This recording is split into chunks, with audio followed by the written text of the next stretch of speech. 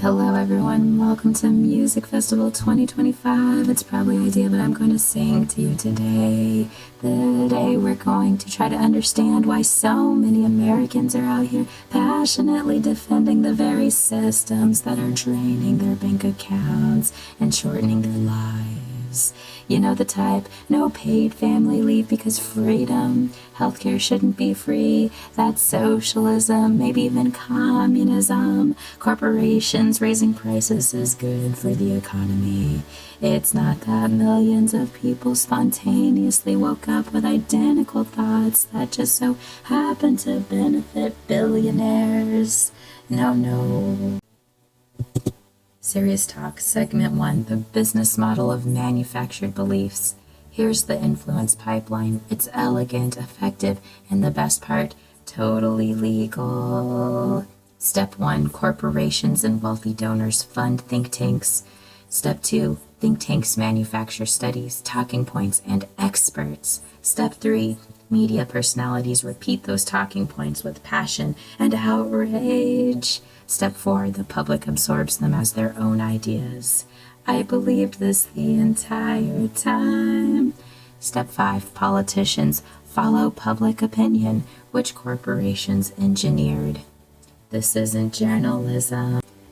Next, I'd like to talk about the price gouging freakout. In 2024, Kamala Harris proposed a federal ban on grocery price gouging. Not a ban on raising prices overall, just a ban on corporations jacking them up way beyond their actual costs during a crisis. If inflation makes producing eggs 8% more expensive, fine, raise prices 8%. But let's say corporations decide to raise prices 40% and call it inflation while pocketing the difference. The proposal simply aimed to stop that predatory gap. Enter corporate messaging, or as I like to call it, profitsplaining. Profitsplaining is when corporations explain to you why their record profits are somehow in your best interest. That's when the headlines start flying around. Like Forbes, price controls could destroy the entire sectors of the U.S. economy. Or the Washington Times, there is scant evidence that price gouging is actually happening. And suddenly people who couldn't afford groceries were defending corporations' right to overcharge them. Before, they're ripping me off. After, thank you corporations for saving us from socialist eggs, not socialist eggs. Example number 2, how corporations made Americans fear universal health care. The U.S. could join the rest of the developed world and have universal health care, cheap, accessible, and stress-free. But do you know who doesn't love that idea? The for-profit healthcare industry. So in 2018, a coalition of pharmaceutical companies, insurers, and hospital networks created the Partnership for America's Healthcare Future.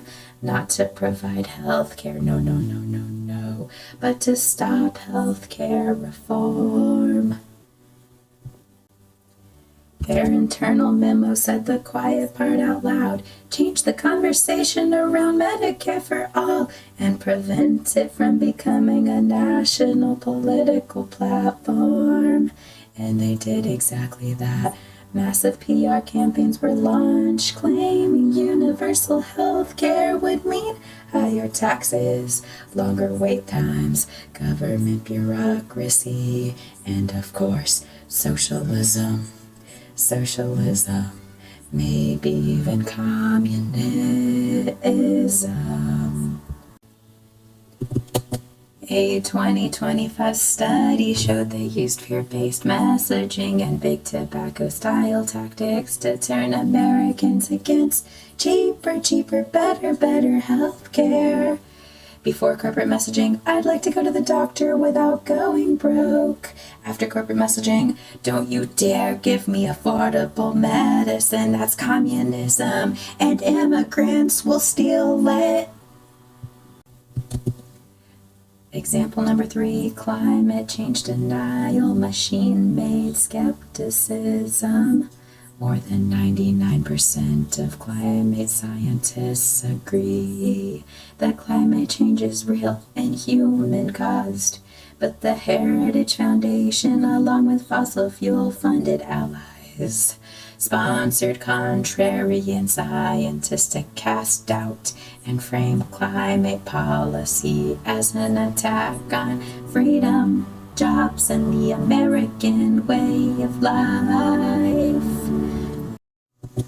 Heritage was also part of the Cooler Heads Coalition, a network described by climateinvestigations.org as a coalition of climate-denying organizations funded by ExxonMobil, the Koch brothers, the Mercers, and other dark money donors. The playbook was clear. Think tanks spew misinformation. Media becomes so-called balanced debate. Public confusion. Legislatures delay legislation. Before influence, we're destroying the planet. We need to act. After influence, relax. Drill, baby, drill. Example number 4. Money and the pro-Israel narrative. Influence also shapes morality. During the 2023-2024 assault on Gaza, the UN documented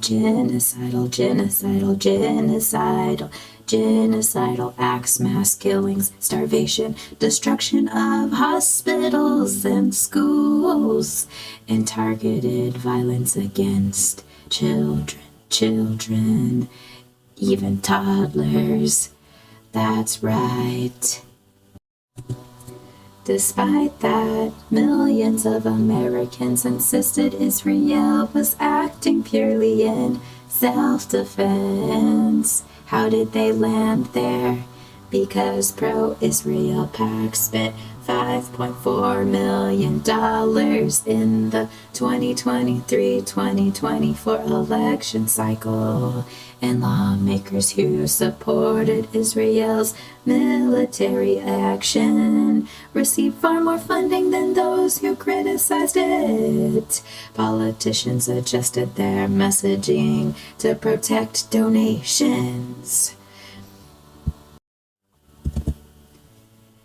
Media aligned with those politicians. Public opinion followed. If you brought up the genocide, people would just say you're an anti-Semite. Oh no, we can't have that. We don't want to be accused of being pro-Hamas and pro-terrorist. Oh no, what about October 7th? Let me tell you, you can't criticize the genocide. People weren't born supporting Israeli state violence. They were trained to. Let's do a recap.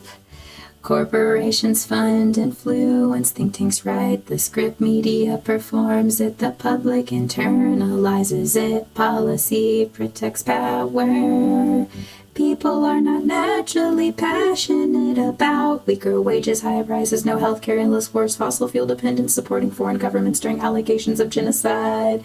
They were trained to be, not through conspiracy, through polished tax-deductible persuasion. Money funds messaging shapes beliefs. Beliefs protect money. This isn't democracy. It's not democracy. This is not democracy. This is not democracy. This is not democracy. This is oligarchy.